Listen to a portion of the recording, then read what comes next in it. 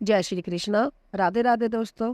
सबसे पहले आप सभी को देवशयनी एकादशी की हार्दिक शुभकामनाएं। राधा रानी आप और आपके परिवार पर अपनी असीम कृपा बनाए रखे। दोस्तों, आज की वीडियो में हम जानेंगे कि देवशयनी एकादशी व्रत कब और किस तिथि को रखा जाएगा, इसका शुभ मुहूर्त, पूजा विधि और व्रत कथा और पारण का समय क्या रहेगा। दोस्तों, हिंदू पंचांग के अनुसार आषाढ़ मास के शुक्ल पक्ष की एकादशी तिथि को हर वर्ष देवशयनी एकादशी नाम से मनाई जाती है। देवशयनी एकादशी के दिन ही चातुर्मास की भी शुरुआत हो जाती है।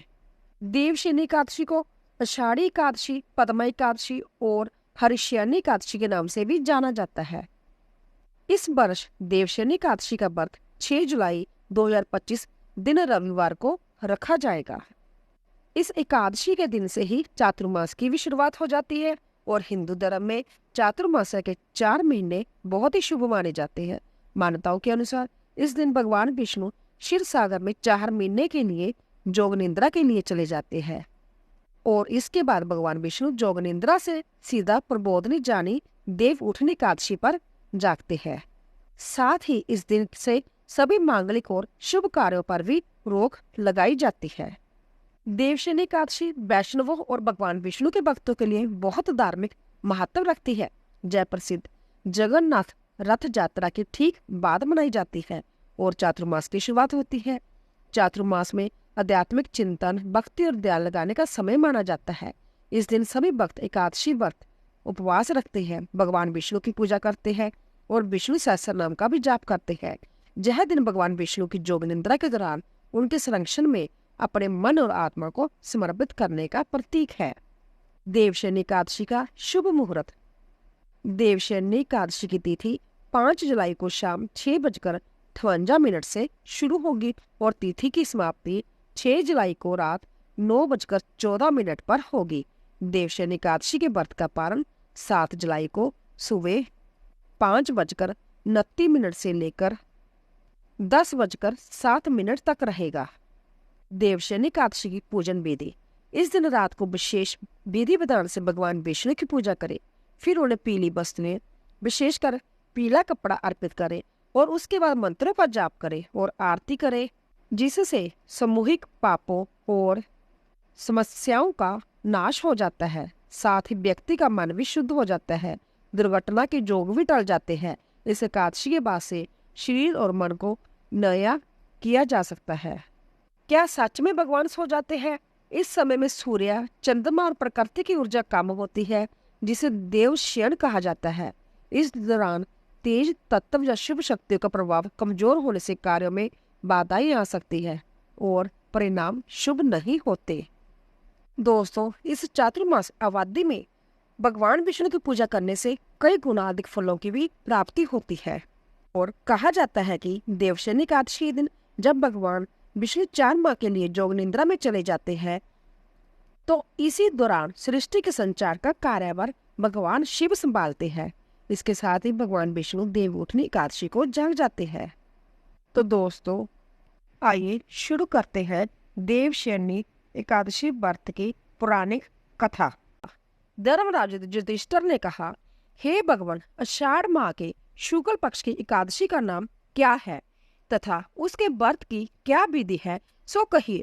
भगवान श्री कृष्ण जी ने कहा, हे राजेश्वर, यही प्रश्न एक समय नारद जी ने भी ब्रह्मा जी से किया था। तब उन्होंने कहा था, हे नारद जी, आपने इन कलयुगी जीवों के लिए उद्धार हेतु यह प्रश्न सबसे उत्तम किया है, क्योंकि एकादशी का व्रत सबसे उत्तम व्रत है। इसके प्रभाव से समस्त पाप नष्ट हो जाते हैं। इस एकादशी का नाम देवशयनी है, जिसे पद्मा भी कहते हैं। इसके विषय पर मैं तुम्हें एक पौराणिक कथा सुनाता हूँ, जिसे सुनिए।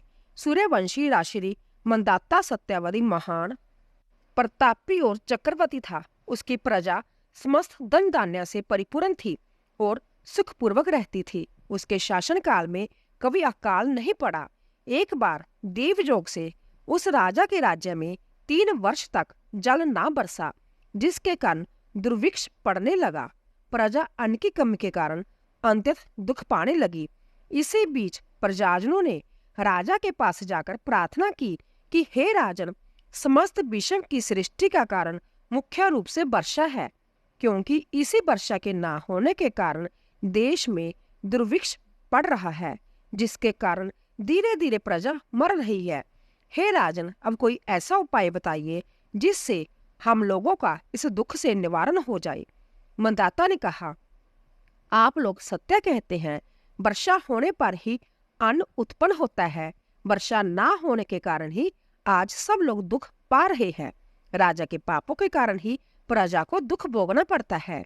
मैं भी आप लोगों के दुख को दूर करने के लिए भरपूर जतन कर रहा हूँ। इस प्रकार कहकर राजा मंदाता कुछ मुख्य आदमियों को अपने साथ ले देव मंदिर में जा पूजन कर वन की ओर चला गया। वहां पर अनेक ऋषि मुनियों के आश्रमों को देखता हुआ अंत में ब्रह्मा जी के पुत्र अंगिरा ऋषि के आश्रम पर पहुंचा। राजा अपने अश्व से उतरकर मुनि के आश्रम में गया। तब वह मुनि अपने नित्य कर्म से निर्वृत्त ही हुए थे। राजा ने उन्हें प्रणाम किया तो मुनि ने उन्हें आशीर्वाद देकर कहा, हे राजन, आप और आपकी प्रजा कुशल पूर्वक है। कहिए आपका आना आज किस प्रयोजन से हुआ है? मंदाता ने कहा, हे महर्षि, मेरे राज्य में 3 वर्ष से वर्षा ना होने के कारण भारी दुख पड़ रहा है, जिससे मेरी प्रजा महान दुखों को भोग रही है। राजा के पापों के प्रभाव से ही प्रजा कष्ट पाती है।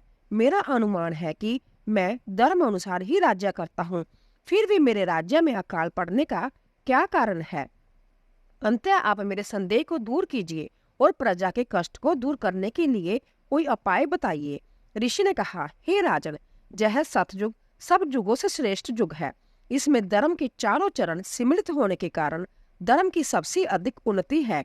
इस युग में ब्राह्मणों को वेद पढ़ना और तपस्या करना ही उत्तम है, किंतु आपके राज्य में एक शूद्र तपस्या कर रहा है। इसी कारण से यह सब हो रहा है। यदि आप दुख को दूर करना चाहते हो तो उस शूद्र को मार दीजिए। राजा ने कहा, हे मुनि, यह तो अधर्म होगा। मैं उस अपराध को शूद्र को नहीं मार सकता। तब ऋषि ने कहा, यदि तुम यही चाहते हो तो आषाढ़ माह कृष्ण शुक्ल पक्ष की पद्मा नाम एकादशी का विधि पूर्वक व्रत करो। इसके व्रत के प्रभाव से तुम्हारे राज्य में वर्षा होगी, जिससे आपकी प्रजा को सुख प्राप्त होगा, क्योंकि यह एकादशी का व्रत सब सिद्धियों को देने वाला और उपद्रवों को शांत करने वाला है। तब मुनि के वचन मानकर राजा अपने नगर को लौट आया और जिस प्रकार कहा था उसी प्रकार प्रजा सहित पद्मा एकादशी का व्रत किया। उस व्रत के प्रभाव से राज्य में वर्षा हुई और प्रजा को सुख प्राप्त हुआ। यह व्रत सभी को करना चाहिए। इसके करने से इस लोक में भोग और उस लोक में मुक्ति मिलती है। इसकी कथा के कहने व सुनने तथा पढ़ने से मनुष्य के समस्त पाप क्षीण हो जाते हैं। बोलिए विष्णु भगवान की जय।